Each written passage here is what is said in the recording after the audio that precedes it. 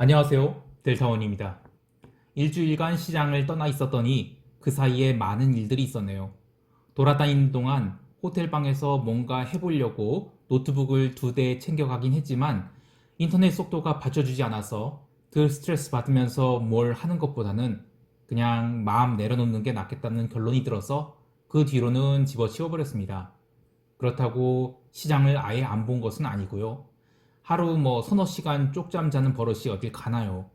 스마트폰으로 간간히 보긴 했는데 가장 아쉬운 것은 수요일과 목요일 시장이었던 것 같습니다.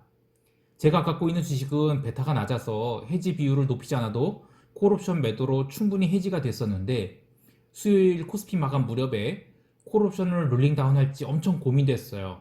굳이 이야기하면 제 콜옵션 매도 타겟은 430이었어요.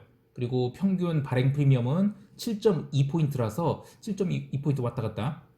그래서 이제 잔존일 고려하면 롤링다운을 해도 될 것 같았는데 해외 증시가 제 기준에선 너무 강했어요.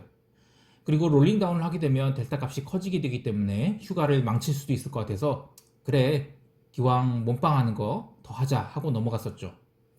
그리고 그날 미국 시장은 변동성을 엄청 눌러대면서 S&P는 다시 고가권에 근접시켰고 롤링다운 안 하기를 잘했구나 싶었어요.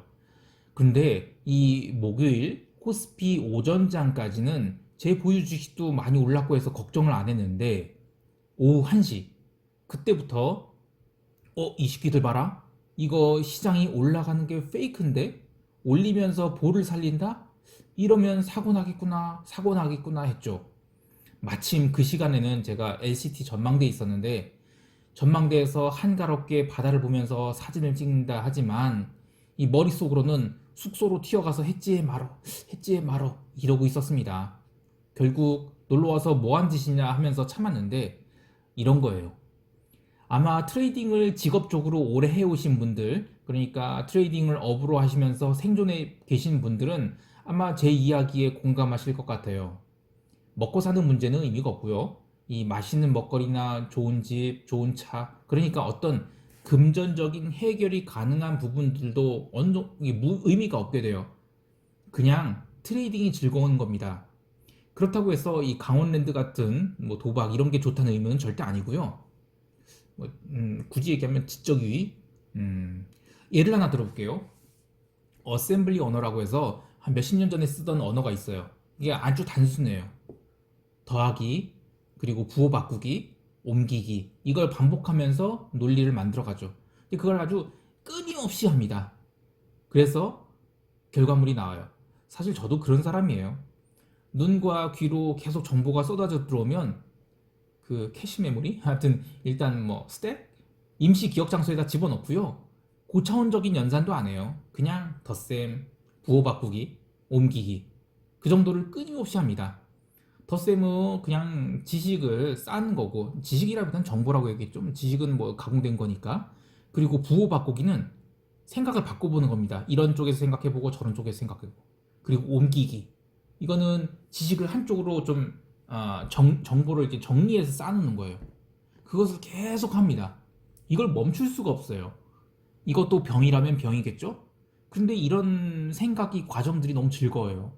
그러면서 뭔가 그림이 착착 맞아 들어갈 때 어떤 높은 확률이 결론이 나오게 되는데 그때 그 결론을 실행으로 옮기게 되고요. 그리고 실행으로 옮겼을 때 좋은 결과로 이어지면 그게 그렇게 즐거운 겁니다. 그런데 매번 좋은 결과로 이어지진 않죠. 안 좋은 결론에 도달하게 되면 포지션을 끊고 분석하고 결과 문서화해서 집어넣고 또 머릿속이 어딘가에도 가슴속에도 집어넣게 되겠죠.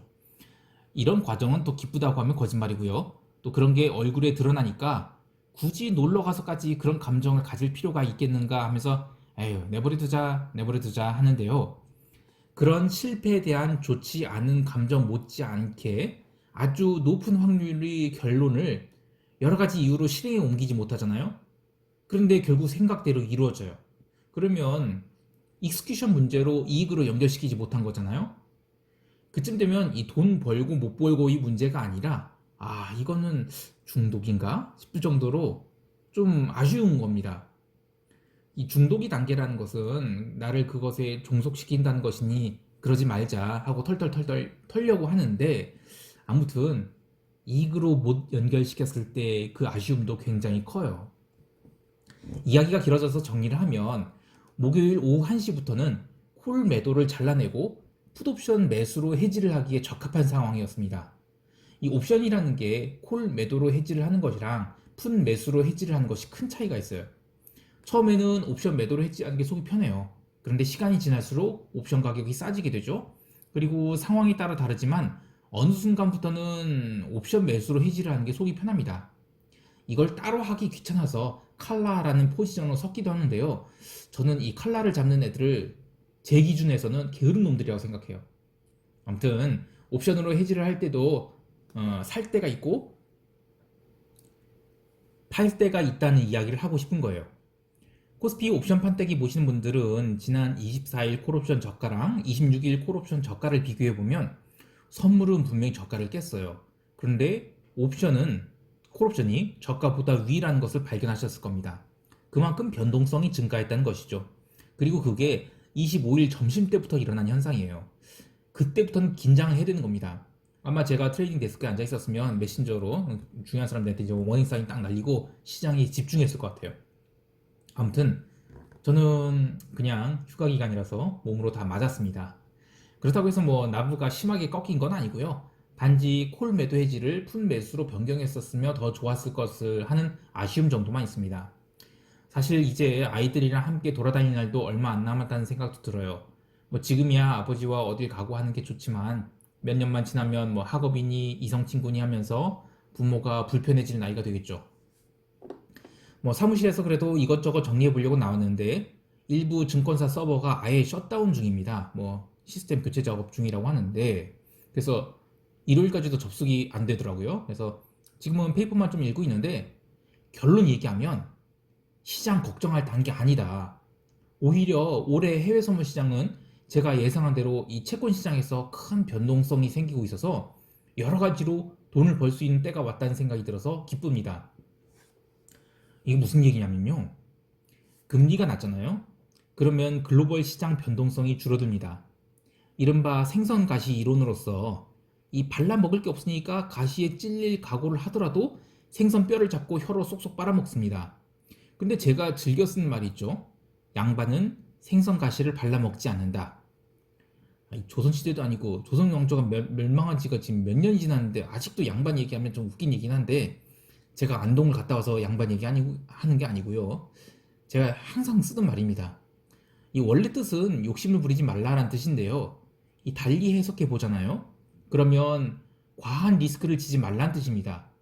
이 통제할 수 있는 리스크를 져야 돈을 버는데 변동성 자체가 낮으면 리스크가 자기가 통제되었다고 착각할 수가 있어요. 왜냐면 변동성이 너무 작으니까 리스크가 안 보이는 거예요. 그런데 이제 변동성 자체가 높아지잖아요. 그러면 과거에는 리스크가 100일 때 이익이 10이 나온다면 이제는 리스크가 100일 때 이익도 한 50은 나와요. 그리고 그 끝판왕에 가다 보면 리스크가 100일 때 이익이 200짜리가 막 보이게 됩니다. 오해를 안 하셨으면 좋은 게 저는 시장이 좀 내린다 싶으면 이른바 여기저기서 경고의 목소리를 실어 나르는 사람들이 많아지잖아요. 제가 누군가를 콕 찍어서 말하는 게 아니라 많은 사람들이 그런 얘기해요. 근데 저는 시장이 내린다 오른다 이런 얘기를 하고 싶지 않고요. 돈을 벌 수 있는 기회의장이 온 것 같아서 기쁘다라고 얘기를 하고 싶습니다. 이게 무슨 소리냐. 제가 이 선물 옵션을 할 수 있는 이른바 숏바이어스가 있는 트레이더라서 물론 이제 숏을 잡아서 제가 돈을 벌 수도 있어요. 그런데 저는 변동성이 생긴다는 것 자체가 저희한테는 좋은 뉴스입니다. 변동성이 생기면 합리적인 리스크 테이킹을 해줄 수 있게 돼요. 시장에 너무 변동성이 없으면 이익을 내려고 풀 레버리지를 동원해야죠. 그런데 시장이 나에게 이익을 안 준다고 시장을 쥐어짜다 보면 어느 순간에는 시장이 짜증을 부립니다. 그렇게 무리해서 시장을 쥐어짰던 그러니까 레버리지를 풀로 동원했던 남들이 털려 나가면 그 다음부터는 돈이 보여요. 떨어진 돈 콕콕 집어먹는 재미가 있고 또 리스크도 적죠. 시장이 가장 큰 거는 FX 시장이에요. 근데 그 다음으로 큰 게 채권 시장입니다. 그 채권 시장의 변동성이 커진다? 그러면 나머지 티어 주식이라든지 등등등 나머지 티어의 시장 변동성도 고르게 올라가게 됩니다. 게다가 채권 시장의 변동성이 지금 대체 몇 년 동안 죽어 있었는지를 생각해 보세요. 그게 살아난다? 그러면 전체 변동성이 오랜 기간 동안 살아나게 됩니다. 그래서 오랜 기간 동안 돈을 벌 수 있는 시장이 생긴다는 겁니다. 두려울 필요가 없는 거죠. 자, 리스크를 관리를 잘하자. 그러면 벌 수 있는 기회가 많아지고 또 많아지는 기회를 다 내 걸로 챙길 수 있다는 겁니다. 변동성을 부정적으로 해석할 필요가 없어요. 다만 내가 이 시장에서 가져올 수 있는 몫이 어느 정도인지를 끊임없이 고민해야 되겠습니다. 가령 자기의 리스크 선호도가 어느 정도인지 모르는 상황에서 리스크가 커지면 그냥 이른바 양싸다그를 맞을 수가 있거든요. 그리고 또 리서치가 충분히 되지 않으면 손절하지 말아야 하고 버텨야 될 때에서 손절을 하게 됩니다. 그래서 지금은 시장을 날카롭게 바라보면서 내가 가져올 수 있는 수준에서만 리스크를 테이킹해서 가져왔으면 좋겠습니다. 물론 저는 참 좋아요. 시장 이야기는 제가 월요일 글로벌 시장 마감하고 화요일 아침에 모닝 브리프 할 때 총정리를 해서 이야기를 하고 할게요. 그리고 이제는 나머지 시간들은 제가 지금 브이로그 좀 얘기를 해보고 싶은데요. 이 테마가 여의도를 추억하며 라고 하고 싶습니다. 뭐 먹방 이야기니까 이제부터 시장에 관심 없는 분들은 그냥 안 들으셔도 될 것 같아요. 자, 여기서부터 하는데요. 첫날은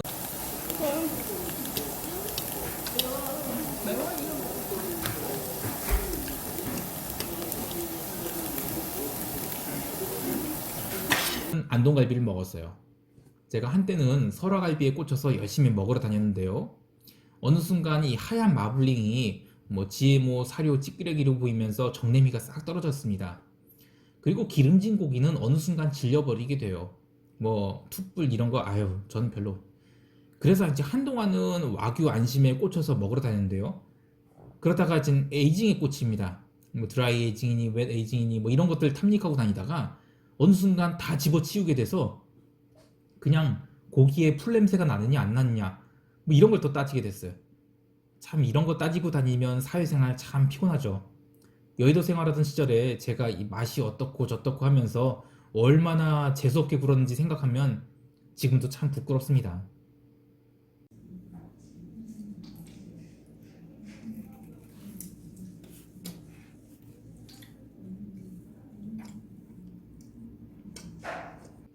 둘째 날은 안동국시예요.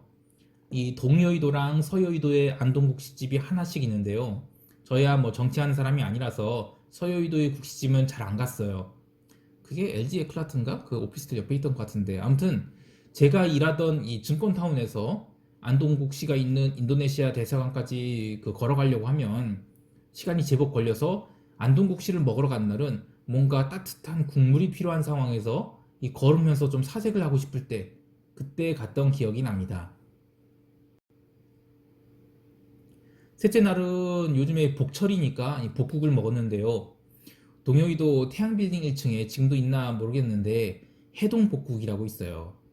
여길 갈 때는 하루 종일 시장과 씨름하고 나서 완전 녹초가 되었을 때 그 옆에 그 타이 마사지 집이 있거든요. 거기는 성적인 자극을 하는 마사지 집 아니고 그냥 몸 시원하게 풀어주는 집이에요. 아무튼 거길 갔다가 복국을 딱 저녁으로 먹고 나면 에너지가 한 120%는 충전됩니다.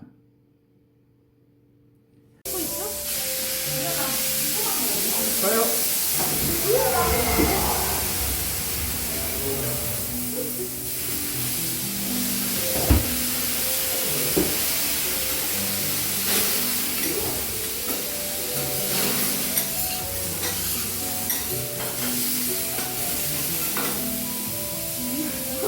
감사합니다.